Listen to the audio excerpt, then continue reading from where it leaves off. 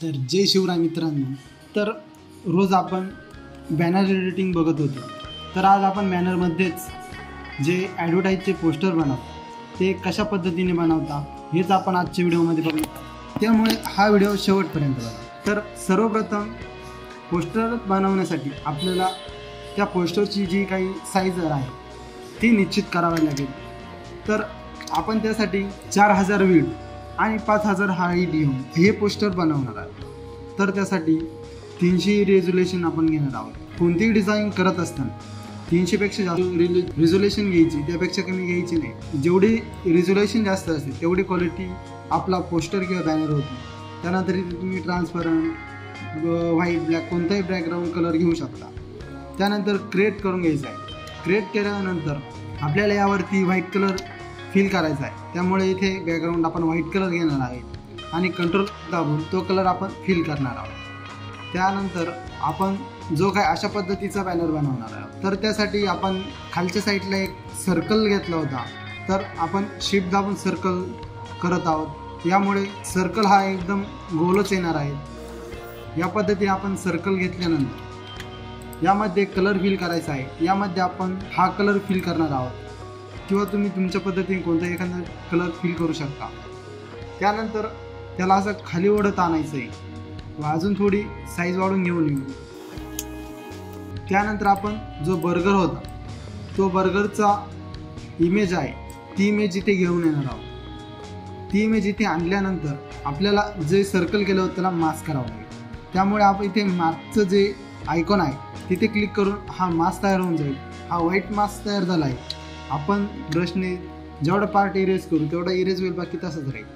त्यानंतर आपण इथे जो काही हा इफेक्ट आहे हा इफेक्ट आणण्यासाठी तो ब्रशने केला आहे. तर त्यासाठी आपण एक ब्रश आहे तो ब्रश आपण सिलेक्ट करून घेणार आहोत. तर हा जो काही ब्रश आहे तो आपण सिलेक्ट करून घेऊ शकतो.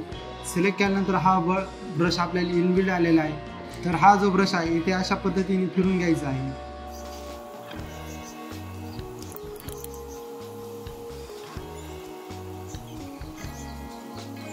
तर या पद्धतीने आपला ब्रश झाल्यानंतर आपण याला थोडं स्ट्रेच करून घेणार आहोत. स्ट्रेच केल्यानंतर हा अशा पद्धतीचा काही इफेक्ट तयार होईल.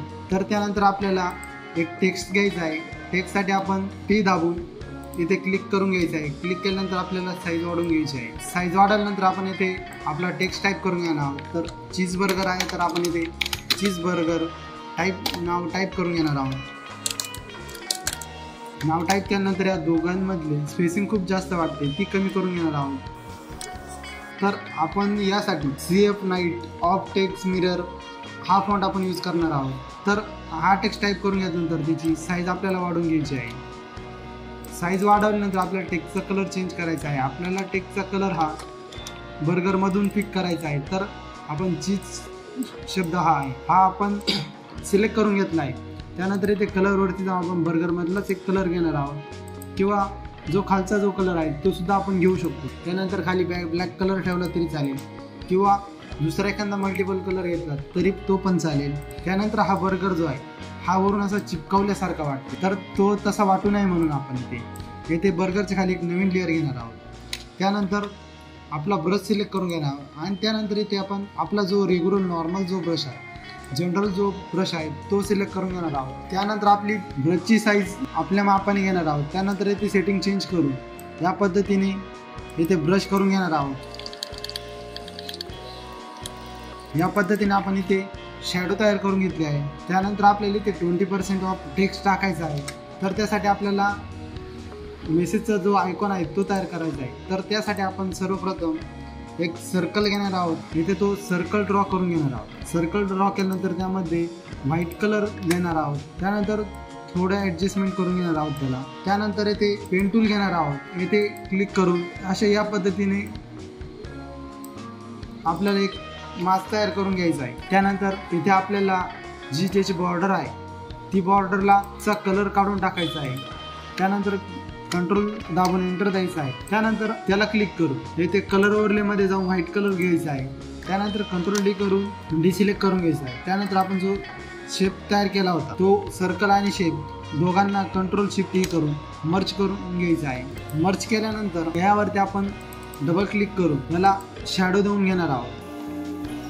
तर आपण या पद्धतीने शॅडो देऊन घेणार आहोत. शॅडो दिल्यानंतर आपल्याला या लेअरला बर्गरच्या खालच्या साईडला येऊन यायचं आहे. त्यानंतर इथे आपल्याला 20% टेक्स्ट हा टाईप करायचा आहे. तर त्यासाठी आपण टेक्स्ट टूल घेणार आहोत. परत टेक्स्ट टूल घेतल्यानंतर 20% ऑफ हा टेक्स्ट टाईप करून घेणार आहोत. त्याची साईज थोडी वाढून त्याला थोडं रोटेट करणार आहोत. यानंतर आपलं जे व्हाईट कलर आहे तिथे दुसरा कलर फिल करायचा आहे.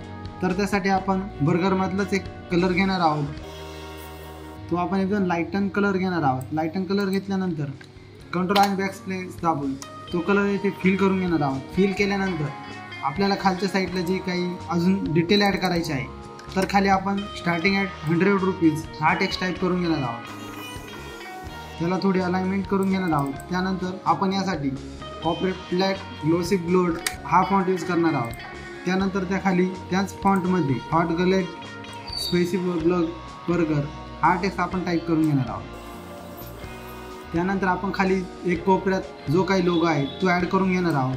त्याचनंतर त्यांची ईमेल ID किंवा वेबसाईटसुद्धा तुम्ही टाकू शकता. तर या साईटला आपण त्यांची जी काही इंस्टा ID आहे ती इंस्टा ID आपण इथे टाकून घेणार आहोत. त्यानंतर आपल्याला मेन म्हणजे वरती आपल्याला काही टोमॅटो असतील, त्यानंतर कढीपत्ता जो असेल किंवा जे काही मटेरियल आहे ते या पद्धतीने टाकायचं आहे. त्यामुळेच इमेजला खरं बँक पोस्टरला ॲक्युरेसी येते. त्यासाठी आपण एक टेक्स्चर दिलं आहे. ते टेक्स्चर तुम्ही घेऊ शकता. टेक्स्चर घेतल्यानंतर त्या टेक्स्चरला अशा पद्धतीने अलाइनमेंट करून घ्यायचं आहे.